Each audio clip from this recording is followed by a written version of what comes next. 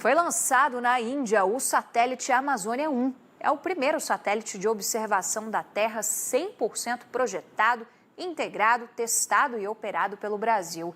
Ele será utilizado para monitorar todo o território brasileiro e surgiu de um esforço muito grande dos cientistas brasileiros, do INPE, Instituto Nacional de Pesquisas Espaciais. 17 minutos após o lançamento ao espaço, esse satélite se separou, fez as primeiras atividades previstas, como a abertura do painel solar, a estabilização de sua orientação em relação à Terra, a verificação dos sistemas e a colocação do modo de prontidão. A missão vai fornecer principalmente imagens para que seja possível monitorar o desmatamento na região amazônica e também a agricultura em todo o território nacional. A gente vai olhar aqui no nosso telão, alguns dados, então, sobre este satélite. Olha aí, 13 anos de pesquisa, esse satélite, até chegar, de fato, nesse lançamento histórico que foi registrado, portanto, neste fim de semana. Ele pesa, no total, 637 quilos. E para a gente ter uma ideia, ele vai orbitar a 700 quilômetros da Terra.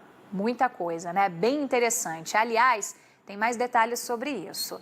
A parceria com a Índia foi essencial para colocar o satélite em órbita. A nossa âncora Paula Valdez conversou com o cônsul-geral do país em São Paulo, o Amit Mishra, que a gente vai acompanhar agora esse bate-papo. Mr. Amit, welcome and thanks for talking to us. A primeira pergunta que eu vou fazer para o Mr. Amit é a razão da escolha, Quais foram as razões para que a Índia fosse o país escolhido para fazer esse satélite, esse lançamento do satélite brasileiro? Well, in India, we are proud to have a space program which is unique in the world, a very high success rate, but we combine this high success rate with the low cost. That's why our space launch program, space launch vehicle program, is very competitive when you compare it to other countries. It has a history of being the credible ride for satellite launch. It has launched more than 340 foreign satellites for more than 30 countries.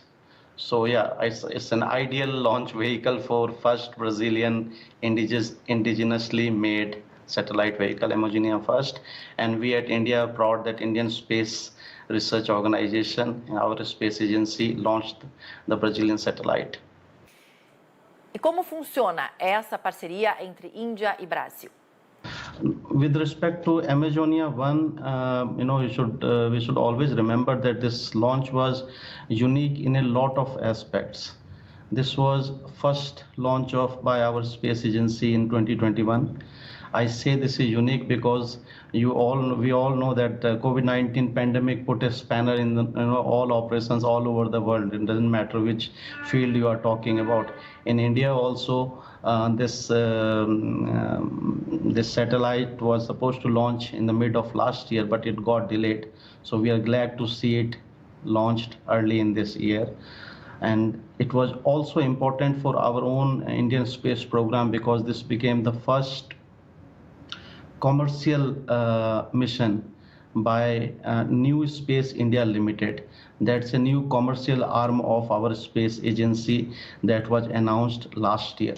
The launch was done under a commercial arrangement with US-based Space Flight Inc.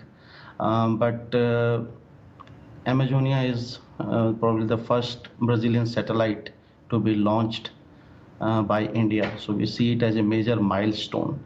Now coming back to, if you look at it from the government's perspective, India and Brazil do have a history of cooperation in the space sciences. Since 2002, there are institutional arrangements that are in place between our space agencies.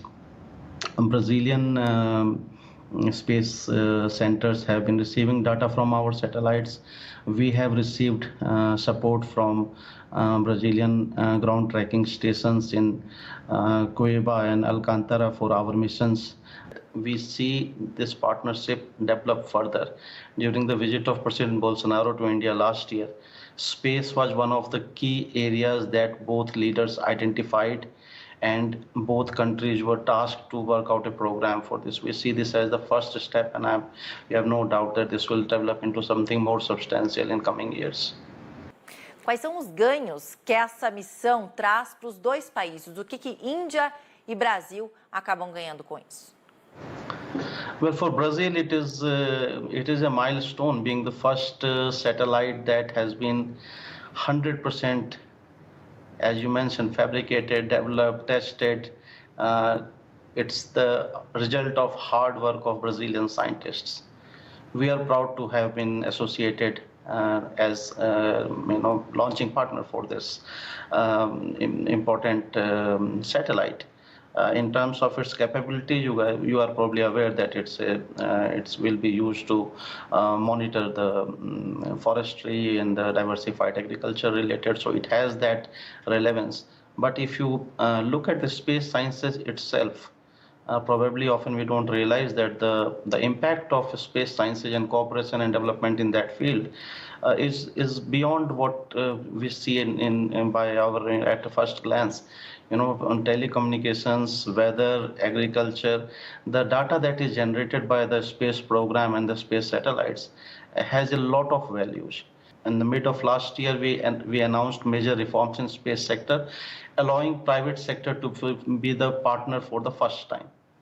So we are trying to create a competition, and in private sector, we have been surprised to see the sudden growth in last 8 or 10 months, where new startups have come up in India, and they are so quickly moving in terms of participation with our official agency.